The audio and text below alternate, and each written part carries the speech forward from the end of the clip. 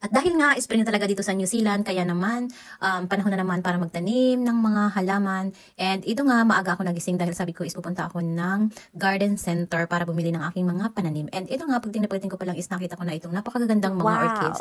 And dahil yan ang ating weakness, kaya talagang pinuntahan muna natin yan. Pero hindi yan ang sadya natin ngayon dahil tayo bibili ng mga seedlings or ang ating mga vegetable na itatanim natin sa ating garden. Every year talaga, month of September is talagang namimili na ako nitong aking mga itinatanim sa aking garden dahil yun ang start ng spring dito sa New Zealand. And eto nga dahil nag-enjoy tayo, tingin-tingin ang kanilang mga pananim. And ang pinakagusto ko lang dito is yung kanilang mga seedlings talaga is yung mga ready na, yung pwede mo na siyang itanim, hindi yung mga seeds talaga na kailangan mo pa siyang antayin patubo. Pero ako, ang binibili ko talaga is yung mga ganito na, yung may mga dahon na para sigurado talaga na hindi siya mamamatay, di ba? And napakamura ng mga ito kasi nakakabili ka lang ng mga $1 each yung isang punnet ng ganitong mga vegetable, and napakarami nating nabili, and titingnan natin kung talagang mag-grow siya. And last year nga is super dami kong harvest ng mga tomatoes, so magtatanim ulit tayo ng mga tomatoes dahil yan ay hindi nawawala sa ating salad. Ayan. Yes! Kapag talagang ganitong spring is super busy ng mga garden center, pero ngayon medyo maaga pa talaga, kaya sabi ko is agahan ko para hindi ako masyado nakipagsiksikan. And ayan, paborito ko din tinatanim itong mga cucumber and itong mga chili, and may eggplant din ako. Hindi ako nakakita ng long beans or yung sitaw, hindi ko lang alam kung meron sila dito, pero wala akong nakikita. Last year is meron ako itanim pero hindi siya nabuhay kasi seeds talaga siya. Gusto ko talaga is yung may mga dahon na yung mga sitaw, pero dito wala akong nabibiling ganon. Ewan ko kung saan ako pwedeng makabili nun. And isa nga itong Bunnings, ito laging pinupuntahan ko. Ito yung name ng mga garden center na akin laging pinupuntahan kapag bumibili ako ng mga pananim. Ayan, tingnan nyo naman, super dami ng mga choices dito. Ikaw na lang yung magsasawa kung ano yung iyong bibilhin, and very reasonable price naman talaga. And isa pa ito sa aking paborito na laging inaabangan kapag nagki-clearance sila. Itong mga ganitong mga iba't ibang mga kulay ng mga flowers. Ayan, paborito ko din yan. Bumibili din ako niyan kasi super ganda. Buhay na buhay yung aking garden kapag merong mga ganyan.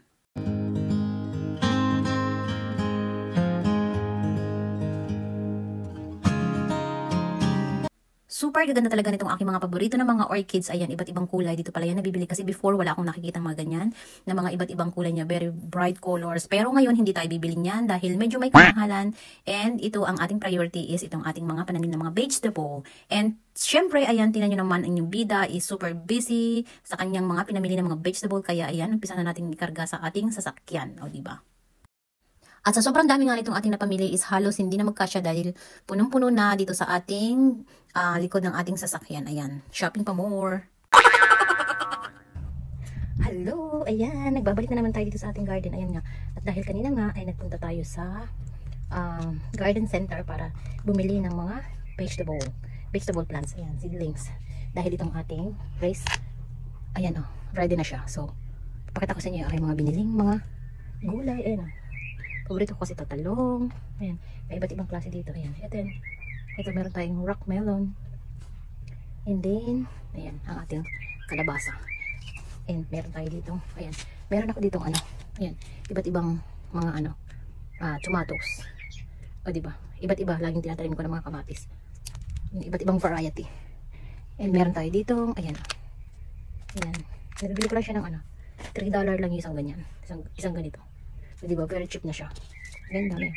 Money tree. Money maker, I mean. O, diba? Meron tayo dito, ang laki. Ayan, ito medyo malaki na siya. So, dahil talagang maganda nga ang weather, kaya ayan, mag-umpisa na tayo magtanim itong ating mga gulay-gulay. Ayan, meron pala tayo itong chili. Ayan, o. Maganda yan sa sa sinigang, o, diba? Dahil talagang spring na nga, at dahil maganda ang weather, so, tatanim natin dyan. Ayan. So, i-change natin ngayon kasi last time is yung ating mga tomatoes is dyan ko tinanim. Ayan, sa mga ganyan. So, iibahin naman natin ngayon. Pagpapalit natin. Dito naman siya natin ilalagay. Sa mga raised bed na yan. And then, ayan. Ayan natin ako doon. Kabilaan. Dito. Plus doon sa kabila. Ayan. Lapit-lapit natin. Ayan. Ito talaga lang yung yung aking hobby kapag ganitong summer. Paborito ko talaga. Nagtanim-tanim ng mga halaman. Ayan. So, ilalagay pa rin natin itong name niya dyan. Para alam natin kung anong. Mas gusto ko kasi yung yung bibilhin mo na siya, yung mga ganito na. Yung ready na siya. yung may mga dahon na, kasi minsan pag yung mga seeds pa lang talaga, minsan hindi natutuloy, namamatay. Ewan ko kung bakit. At least ito sigurado. Ayan, di ba? So, marami tayo yan. Ayan. Paglalagay natin dyan. So, lagyan natin siya ng gap. Ayan. Minsan ang ginagawa ko is dalawang ganito. Para pag namatay isa, mayroon pa ako, di ba?